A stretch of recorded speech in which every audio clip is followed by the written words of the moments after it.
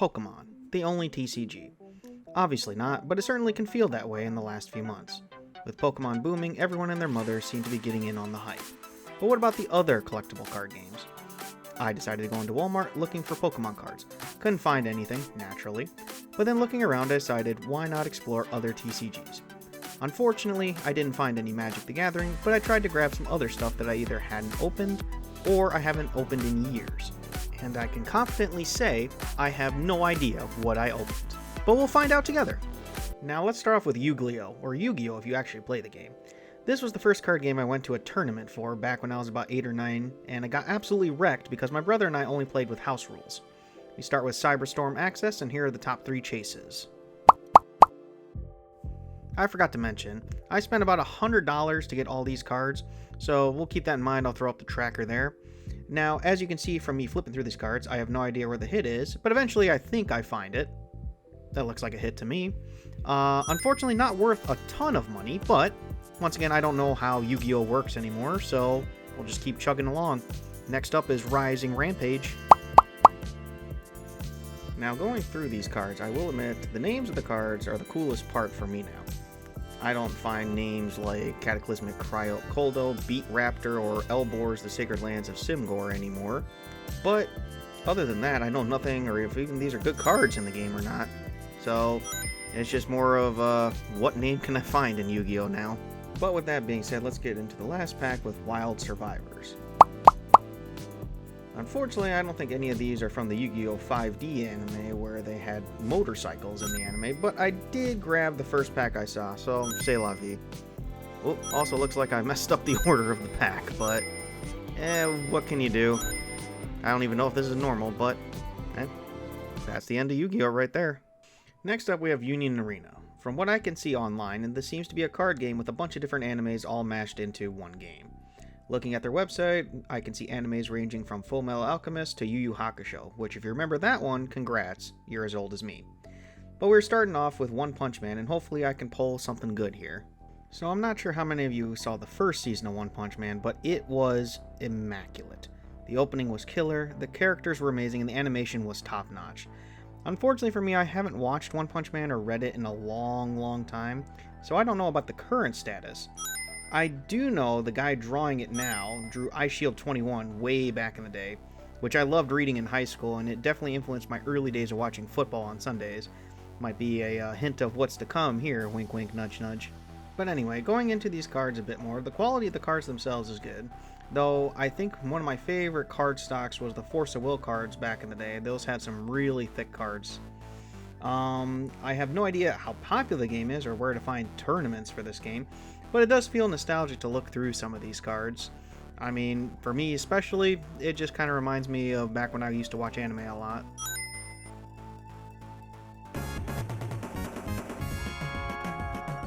So I'm not gonna lie, I didn't know cards that valuable existed in this set until I was looking up the prices for this specific video.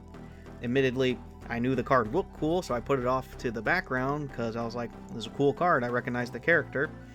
But I didn't think this card was worth over $200. That kind of threw me for a loop. I still don't understand why it was that valuable. I mean, like I said earlier, I know the character's popular, but it has to be playable as well. I can't believe I just ripped a $260 card right there, but I mean, it's cool, I like it, it's just not what I was expecting, but, you know, happy little surprise there. And here I have the final pack for One Punch Man. Really nice trip down memory lane, and I'm glad I grabbed some packs to open, although I gotta say it's kind of thanks to Pokemon not being available that I even opened up One Punch Man to begin with. So, yeah, I guess thanks Pokemon for not having a big supply at Walmart, but with that being said, let's go into Code Geass, which, God, I can't even remember the last time I watched this. It's been years and years, so I probably know less about this than I do about One Punch Man.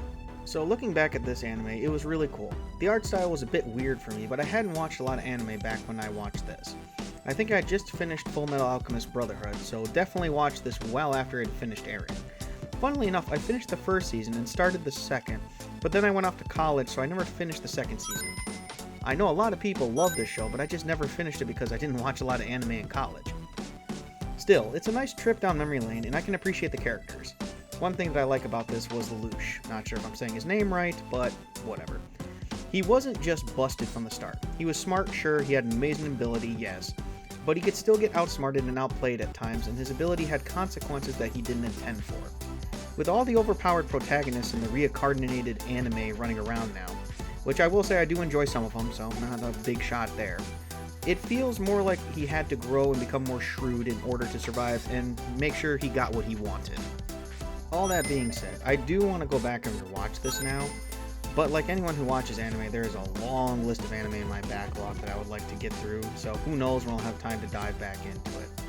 Also, there are still others I just want to watch right now, so even though I want to rewatch it, it might just be put on the back burner, and, you know, the famous saying, when I get to it, I'll get to it, so yeah, fingers crossed. I mean, we'll check it out, but if I'm being honest, who knows. But with that being said, fantastic anime. If you haven't seen it, highly recommend it. It's just a really cool watch to have. It definitely will take some time to get used to the art style, especially compared to the current anime, but it's just really cool. I mean, it's got a lot of cool stuff in it, a lot of good plot points. Oh, there's Lelouch himself. Yep. But I just think it's a cool anime.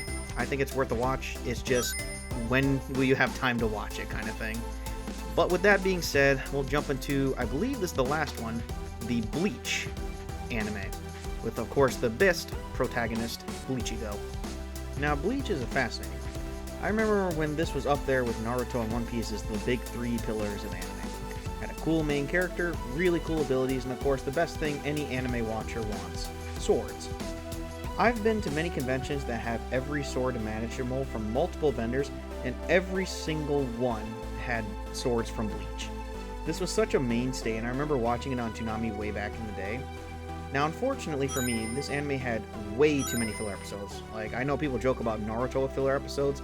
This had a ton of filler episodes. No substance except to wade through it. Just had to wait until you found some new content. Now, there were times I felt like Gordon Ramsay, and I saw a new episode, I'm like, finally, some new episodes. Fresh content, baby. I dropped it after a while, and then I heard the manga got axed. Well, not axed, but basically they told the author, like, hey, wrap it up, and he had like 10 weeks or something and had to rush the ending. I know it had a resurgence with Thousand Year Blood War, which looks fantastic, but man, it had a great peak, fell off hard, and then bounced back with a vengeance. This one was definitely one for the ages, and it's really popular even today. And I know some people have said it's like the grandfather or, you know, blueprint of a lot of the shonen anime out now, which I can understand, but for me, it just kind of fell off for me, and I got respect for it, but I just don't want to jump back into it, if I'm being honest. Still, really cool. You know, part of my childhood. Jump into the last pack here, but yeah, Bleach was pretty cool. A lot of people still like it. I like to see it from time to time. You know, some of these characters kind of jog a memory, but, you know, Bleachigo right there. But, you know, it's just not one of my favorites. But with that being said, we'll wrap it up here with the hits. Oh, I got an Ichigo right there. And now we're going to jump straight into something that's a little bit more of my focus nowadays. Football. Now, football is an interesting one for me. I started watching in high school with my dad, and since I root for the Lions, I got used to disappointment real quick. Even after the Lions drafted that hotshot quarterback out of Georgia, Matthew Stafford, they did okay, but not great. Had some great coaches in the mix like Jim Caldwell, and then they decided to implode and hire Matt Patricia to bring about the Detroit Patriots. Let me just say, massive failure. An extremely bad move, and it set the franchise on a backwards path due to the players jumping ship and not wanting to play for Patricia. Fortunately, they were able to draft some good offensive line pieces, but that was about it during this era.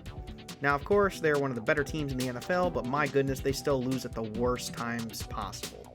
Don't even mention the conference finals against the 49ers or last year's match against the Commanders. Every Lions fan is just going to start crying. But fingers crossed it gets better, but there are still times it's just painful. Now, with that being said, I've never opened football cards except those free packs you get at Sports Card Shop during like free Sports Cards Day or whatever. So this is kind of a trip down memory lane. I was actually surprised, especially since I've only seriously gotten into football since the COVID years, that I was able to recognize a lot of these players. You know, obviously you got, what's-his-face, Myles Garrett right there as I'm struggling with that pack.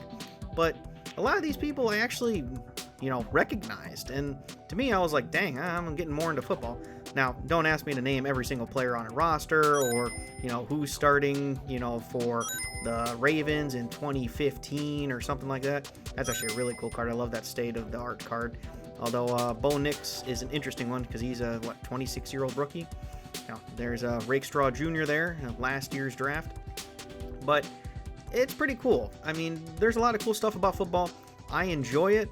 But my goodness, when I go online and start watching like people who actually watch football, it's just crazy. Like, they put in so much time and effort, and massive props to them. But my God, it's like every time I look at football, I'm like, oh, I'm starting to recognize this stuff. And then you go online and you see people breaking down like, a zone read coverage or whatever. It's like, drop 2 or nickel or whatever the heck. I don't even know what I'm saying. But it's just impressive seeing it. It's just not something I could do, but, oh, that's a cool card. Idols John Elway right there. I think that's also Bo Nix there. But it's just really cool, and I enjoy it. Now, my aunt's actually a big fan of Anthony Richardson because she roots for the Colts. Triple Crown winner, Jamar Chase right there, Garrett Wilson. Gary Clark, I have no idea who that is. Puka Nacua, big guy. DeAndre Swift, used to play for the Lions. Really chill dude. It's just kind of interesting looking through these cards now because I remember when I first started football, I'm like, I don't know who that is. I think I know Matt Stafford and Calvin Johnson. That's about it. Although Golden Tate was a dime on the Lions for a hot minute. Like, he was pretty cool. He was just a cool guy. Micah Parsons, really good. Max Crosby from Detroit, actually. Well, not Detroit, but Michigan. You know what I'm saying. Saquon Barkley, 2,000 yards, the backwards hurdle from last year. Quentin Johnson. I mean, there's names I recognize, but at the same time, it's like I couldn't rattle off like college stats or like, oh, who did this guy play for in college? Who's his rival in college? Brock Purdy, Mr. Irrelevant, that just got paid massive money. Josh Allen, who hyphenated his name, not to get confused with the other Josh Allen. It's just kind of cool to look through these. Admittedly, I'm not a big sports card guy, but this was actually a pretty cool treat because it just was cool to be like, oh, I know these guys. Ray Lewis, one of the greatest linebackers ever. Don't know who that is. CeeDee Lamb, big receiver on the Dallas Cowboys. Don't know who that is. Stephon Diggs, the receiver who's got a lot of other stuff going on. Ooh, state-of-the-art card. Xavier Worthy, the only guy that really did anything in the Super Bowl versus the Eagles this year. Like, there's some I know. Oh, another Brock Purdy. There's some I don't. Ooh, that's actually really cool. And I think that's game-worn jersey Tyreek Hill. So that's pretty cool. But it's kind of cool to go through this stuff because it's stuff that I'm starting to recognize. Obviously, some of these players I don't recognize. I'm not sure if they're older players or just people I just don't know. But it's really cool to kind of go through this. Austin Eckler, really interesting guy there. He had like a whole finance YouTube thing where like he was breaking down how he saves and spends his money. It's like there's one dude that's not going to go broke. Hopefully it's that guy because, jeez, he's got that on lock and key right now. But, Mr. Mayo Man himself right there. It's just cool to look through these. Justin Herbert and Mr. What If right there. Thurman Thomas, the running back before Barry Sanders that broke a ton of records. Derek, Where's My Car? Retired. Obviously, good guy.